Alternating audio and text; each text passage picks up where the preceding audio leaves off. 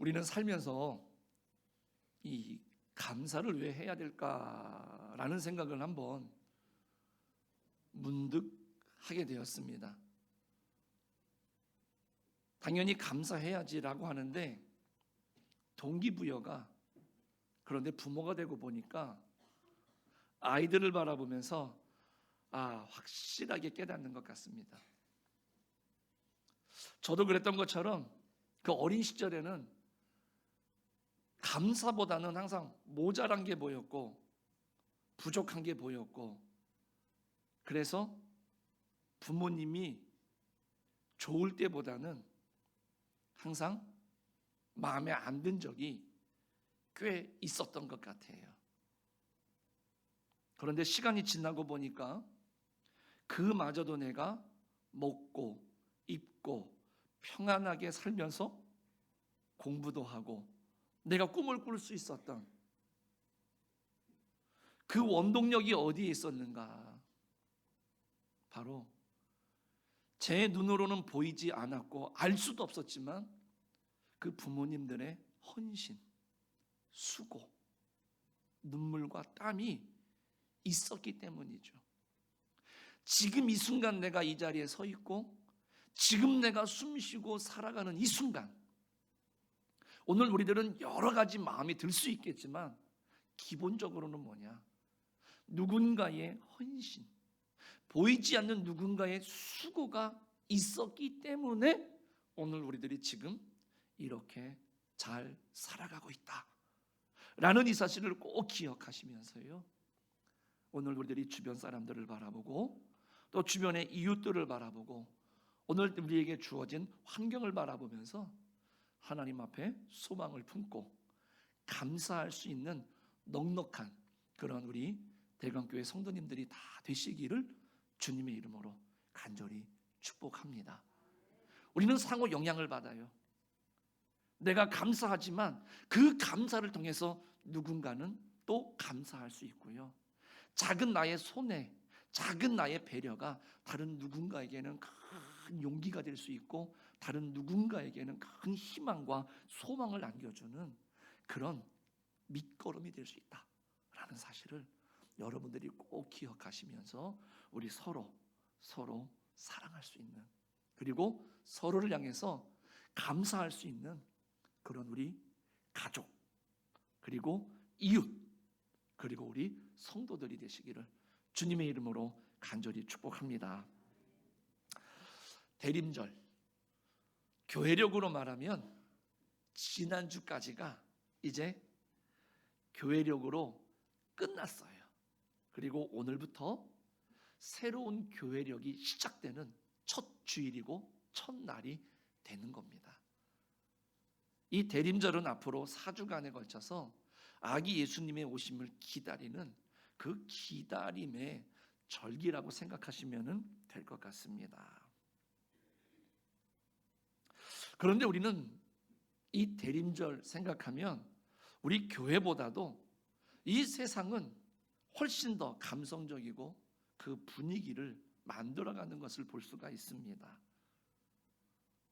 그러나 우리는 이 기다림의 절기 속에서 우리는 항상 기억하셔야 되는 것이 있습니다. 바로 소망입니다. 이 소망은 보이지 않을 때 하나님께서는 이 소망을 말씀하신다는 겁니다. 이거를 우리는 기억하셔야 돼요. 그러면 우리들은 그렇게 말하겠죠. 뭔가 좀 눈에 뭐라도 보여야 우리가 희망을 말하고 희망을 가질 수 있지 않겠습니까? 아무것도 보이지 않는데 희망을 가지라고요? 소망을 가지라고요? 어떻게 우리는 기다릴 수 있습니까? 말할 수 있을 겁니다. 그런데 성경은 정반대로 말합니다. 성경은 보이기 때문에 기다리는 것이 아니라 보이지 않기 때문에 하나님을 기다리는 것이다, 이렇게 말씀하고 있습니다. 여러분들 이 이사야서가 쓰여진 그 당시를 한번 생각해 봅시다. 이 이사야 시대에는요, 북왕국 이스라엘은 아수르에 의해서 멸망을 당했습니다. 그리고 남유다도 이제 그 어둠이 짙게 깔려 있는 그런 상황입니다. 그런 시대였습니다. 영적으로 타락해 있었습니다. 정치적으로 혼란스러웠습니다. 경제적인 붕괴는 이루 말할 방법이 없었습니다. 그리고 호시탐탐 그런 유다를 이 주변의 이방들은 침략하려고 음으로 양으로 대놓고 공격을 하려고 합니다. 그런데 이 위기를 타개할 수 있는 걸출한 지도자가 없어요. 믿고 따를 만한 리더가 없었다라는 것이죠. 지금 우리들이 그러한 환경에 처해 있다라고 한다면 말 그대로 어둠 그 자체겠죠. 좀 생뚱맞겠지만 저 북녘의 동포들이 살아가는 지금의 이 현실을 바라볼 때 아마 그네들이 가지고 있는 마음이 그렇지 않겠습니까? 하나님이 전혀 보이지 않는 그런 시대입니다. 보고 싶어도 볼 수 없을 것 같은 그런 느낌을 가지고 살아가는 그런 시대입니다. 그런데 바로 그때 하나님은 이사야를 통해서 말씀하십니다. 오늘 1절 말씀에 보니까 전에 고통받던 자들에게는 흑암이 없으리로다.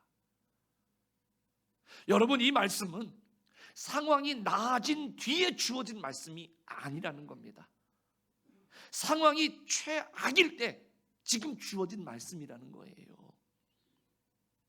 오늘 우리도 그렇지 않습니까? 미래가 불안합니다. 경제가 흔들립니다. 가정과 모든 주변의 관계가 지치고 무너져 있습니다. 그래서 우리들이 그 현실 속에서 우리들의 마음이 어느 순간부터 가라앉고 소망이 아니라 기대가 아니라 계속해서 무너져 내리는 것이죠. 교회 또한 이 변화와 이 과도기를 지금 거쳐가고 있다는 것이죠. 그러다 보니 만나는 주변 사람들의 얼굴이 어떻습니까? 늘 피곤해 보입니다. 지쳐 보입니다. 심지어는 가정에 들어가서도 서로의 눈치를 보느라고 가장 평안해야 되고 가장 마음이 놓여야 되는 이 가정에서조차도 서로의 눈치를 보는 거죠. 긴장하게 되는 것이죠. 한마디로 말하면 이 마음의 여백이 사라졌어요. 여유가 사라졌어요. 그래서 보이지 않던 단점이 보입니다. 느끼지 못했던 불편함이 느껴지는 것이죠. 그래서 안 해도 될 말을 하게 되는 것이고 나도 모르게 내 마음이나 표정이나 행동이 다른 사람들을 예민하게 만드는 그런 이 시대를 살아가는 우리들에게 오늘 이 대림절은 이렇게 말씀해주고 있습니다. 어둠 속에서도 소망을 다시 붙드십시오. 하나님은 이 어둠을 배경 삼아서 빛을 드러내시는 분이십니다. 이렇게 말씀해주고 있어요. 그냥 위로의 말이 아니라 우리가 창세기 1장에 보면 어떻습니까? 어둠이 깊음 위에 있고 하나님이 빛이 있으라 하심에 빛이 있었다고 말합니다. 오늘 본문 2절에도 뭐라고 말합니까? 흑암에 행하던 백성이 큰 빛을 보았도다. 이렇게 말씀합니다. 요한복음 1장 5절 이하에 보면은요, 빛이 어둠에 빛이 돼 깨닫지 못하더라. 어둠이 깨닫지 못했다라고 이야기를 하는 것이죠. 이 말씀을 통해서 우리가 한 가지, 하나님은요 어둠에서부터 시작을 하신다는 것이죠. 하나님은 그 어둠에서부터 일하시는 거예요. 흑암과 공허와 혼돈이 있을 때 하나님께서 빛이 있으라 말씀하실 때에 빛이 생겨나게 된 줄로 믿습니다. 그때의 질서가 잡혔어요. 그 질서는 보시기에 참 좋았더라. 우리 사랑하는 성도님들, 오늘 말씀을 통해서 하나님께서 우리에게 주시는 이 대림절의 소망을 깊게 붙들게 되는 시간 되시기를 간절히 축복합니다. 제일 먼저 이 소망은 현실을 부정하는 게 아닙니다. 현실보다 더 큰 하나님의 미래를 내다보는 것이 소망이지요. 1절 말씀입니다. 전에 고통받던 자들에게는 흑암이 없으리로다. 이사야는 이 현실을 솔직하게 인정을 합니다. 고통받던 자들, 흑암, 환난, 이게 전부 지금 본인들이 겪고 있는, 지금 내가 처해 있는, 속해 있는 현실인 거예요. 소망은 현실을 무시하는 게 아닙니다. 오히려 성경의 소망은 이렇게 말하고 있습니다. 현실보다 더 큰 하나님의 미래를 바라보는 것이다. 이렇게 말씀합니다. 그래서 구약의 예언자들은요, 현실과 미래를 동시에 바라보는 이 이중 시야를 가지고 있었습니다. 그래서 성서학자 이 브루그만은요, 이것을 가리켜서 어떻게 해석을 하느냐? 상상력이라고 해석을 했습니다. 이미지네이션이라고 말합니다. 지금 나는 현실이 있지만은 그 현실의 지배를 받지 않고 하나님의 미래를 상상하는 것, 이게 이중시야, 이게 문제보다도 더 큰 하나님을 바라보는 것이다라고 이야기를 해주고 있는 겁니다. 현실적으로 지금 이스라엘은 흑암 속에 있었습니다. 하지만 그와 함께하는 이사야는 하나님의 지금 미래를 내다보고 있는 것이지요. 우리의 현실도 이렇게 흑암처럼 느껴질 때가 있지 않습니까? 어느 순간 우리의 가정이 무너질까 걱정이 될 때, 병원 검진 결과 앞에서 그 마음이 떨릴 때,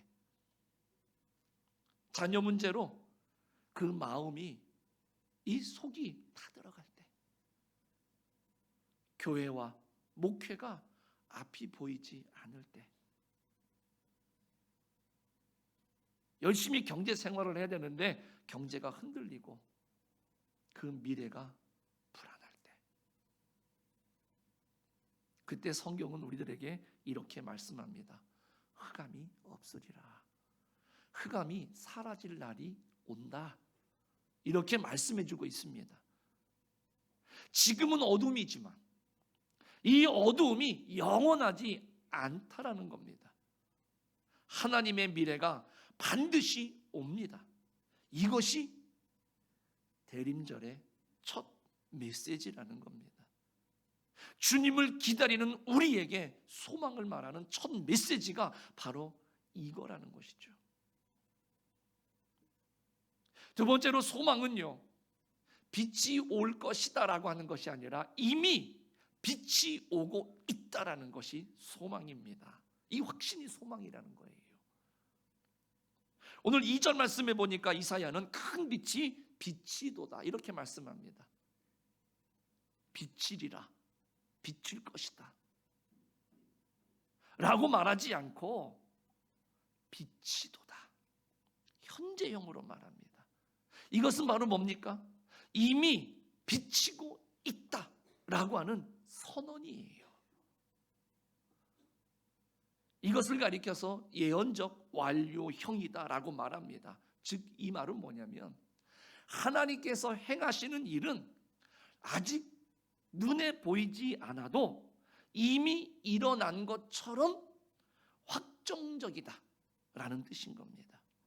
세상은요, 희망을 말합니다. 호프. 그러니까 마치 이제 조금만 노력하면 되어질 것을 이야기합니다. 그런데 성경의 기다림이라고 하는 것은 위시라고 합니다.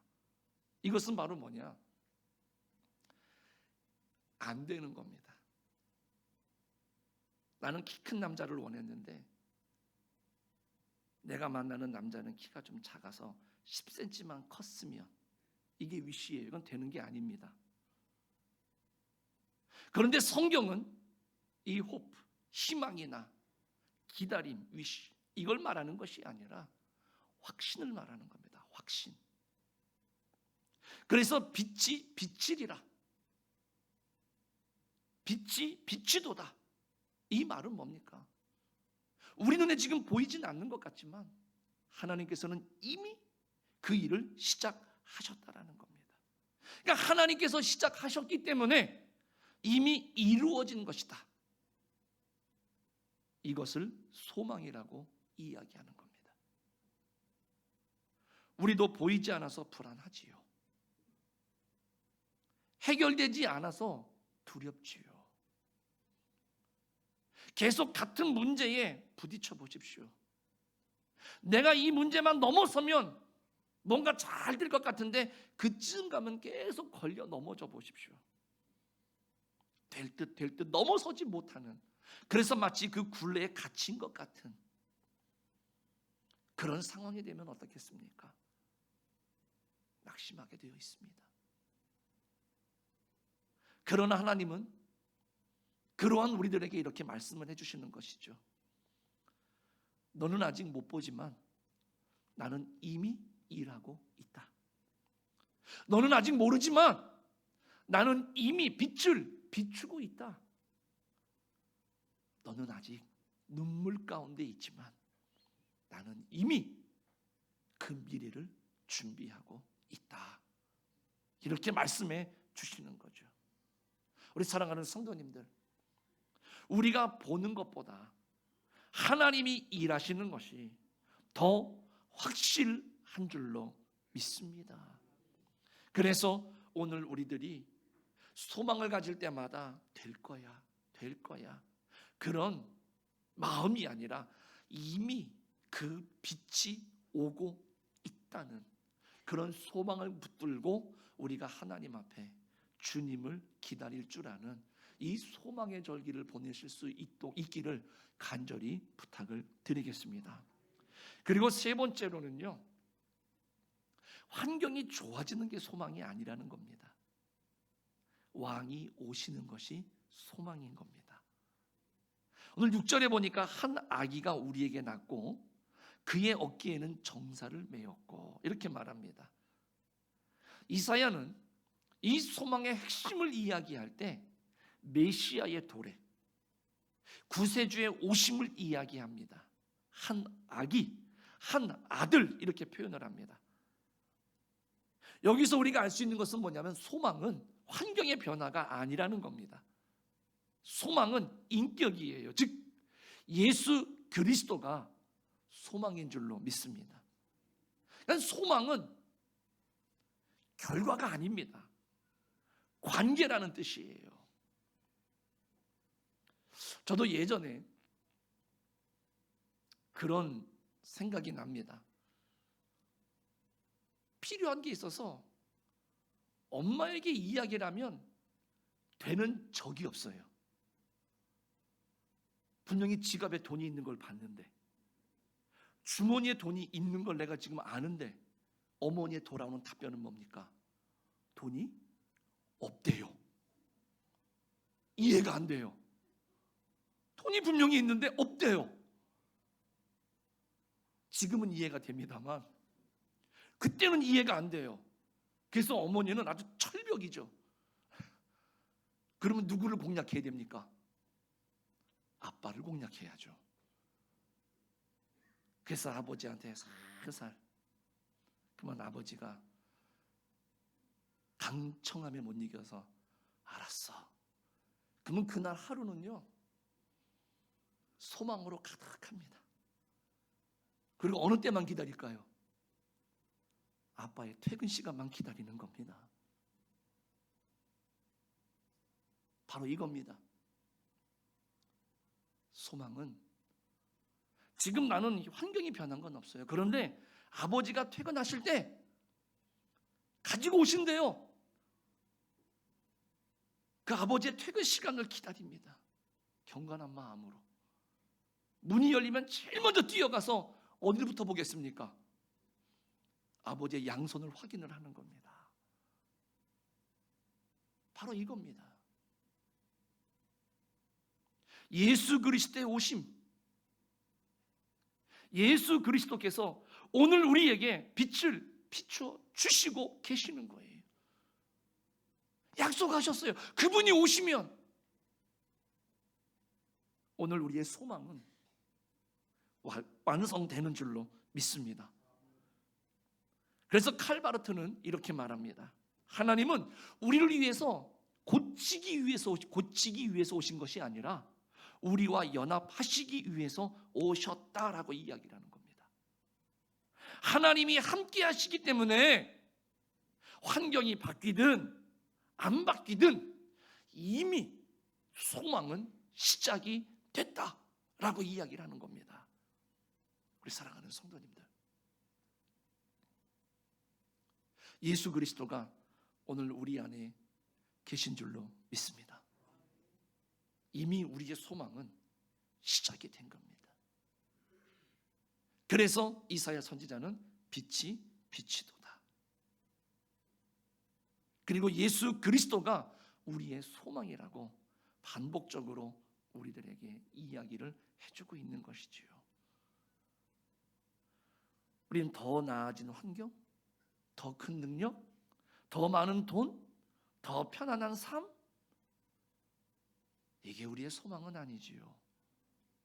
그것이 나를 근본적으로 변화시킬 수 있을까? 그렇지 않다라는 겁니다. 오늘 예수 그리스도를 기다릴 줄 아는 그런 믿음의 성도, 소망으로 가득한 그런 우리 성도님들이 되시기를 축복합니다. 그리고 마지막 네 번째로 이 소망은요, 결단이라는 겁니다. 이 말은 뭐냐? 로마서 13장이 말하는 것처럼 잠에서 깰 때가 되었다라는 뜻입니다.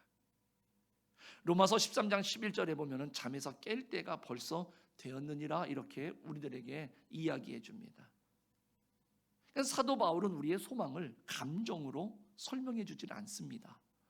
행동으로 설명을 해 줍니다. 잠에서 깰 때가 되었다. 어둠의 일을 벗어버리라. 빛의 갑옷을 입어라. 이렇게 설명을 해줍니다. 즉 소망은 뭡니까? 내 선택이고 결단이라는 것입니다. 그러면 이 소망의 결단을 이루기 위해서는 우리가 뭘 선택해야 되겠습니까? 여러분들에게 몇 가지 제안을 드리고 싶은데요. 이런 거 아닐까요? 낙심의 언어를 감사의 언어로 바꾸는 결단. 포기 대신 다시 한번 기도하리라. 기도하는 결단. 무기력 대신에 내가 예배의 자리를 지키는 그러한 결단. 현실을 바라보면서 비판하는 대신에 하나님의 약속을 바라보는 결단. 무너진 관계 속에서 등지고 척지는 것이 아니라 내가 먼저 용서하고 내가 먼저 화해하려고 하는 그런 결단들. 이렇게 소망은요, 행동인 겁니다. 그래서 예수님이 오셔서 보여주신 거예요. 소망은 이렇듯 깨어나는 겁니다. 그리고 소망은 오늘을 선택하는 겁니다. 여러분들 잘 아시겠지만 어떤 책에서 그랬죠. 지금 살아가는 오늘 이 시간은 누군가에게는 그토록 살고 싶었던, 그토록 맞이하고 싶었던 그 시간이다라는 것이죠. 소망은 바로 오늘을 선택하는 겁니다. 우리 사랑하는 성도님들, 대림절이 시작이 되면서 이 대림절은 다시 그 소망을 붙드는 계절입니다. 그래서 이 대림절의 첫 주가 시작이 되면서 이 절기는 우리들에게 어떤 말을 해주는가? 지금 여러분들에게 계속 말씀드렸던 겁니다. 어둠은 영원하지 않습니다. 하나님은 이미 일하고 계십니다. 예수 그리스도가 우리의 소망입니다. 그러므로 깨어서 일어나십시오. 그리고 소망을 선택하십시오. 라고 말씀하고 있어요. 그런데도 아직 여러분들의 삶 속에 어둠이 남아 있습니까? 해결되지 않은 문제? 회복돼야 되는데 회복되지 않은 문제, 내가 고치고 싶은데 고쳐지지 않는 그런 마음들, 그리고 내가 확신 갖고 소망 중에 내가 뭔가를 준비하고 싶은데 앞으로의 그런 불확실함이 아직 우리 가운데 있습니까? 그런데 여러분들, 오늘 대림절기를 지나면서 오늘 하나님의 음성, 하나님께서 이사야를 통해서 우리에게 주시는 그 음성에 귀 기울이시기를 간절히 축복합니다. 전에 고통받던 자들에게는 흑암이 없으리라. 예, 바로 이 소망의 촛불을 켤 수 있는, 대림절에는 이제 4개의 촛불이 켜지죠. 가장 짙은 보라색의 촛불이 켜지고요, 약간 옅어진 보라색이 둘째 주에 켜지고요, 그보다 더 옅어진 촛불이 셋째 주에 켜지고요, 넷째 주에는 하얀 촛불에 불을 붙입니다.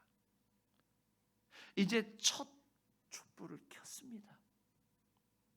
그러나 그 촛불은요, 그냥 희미하게 타오르는 그러한 불빛이 아니라 우리에게 분명한 소망을 제시해주는 그런 확실한 촛불임을 우리가 꼭 확신하시고 믿으시기를 주님의 이름으로 축복합니다. 그래서 그 소망이 여러분들의 심령 속에서 다시금 깨어나서 타오르기를 주님의 이름으로 간절히 축복합니다. 기도하겠습니다.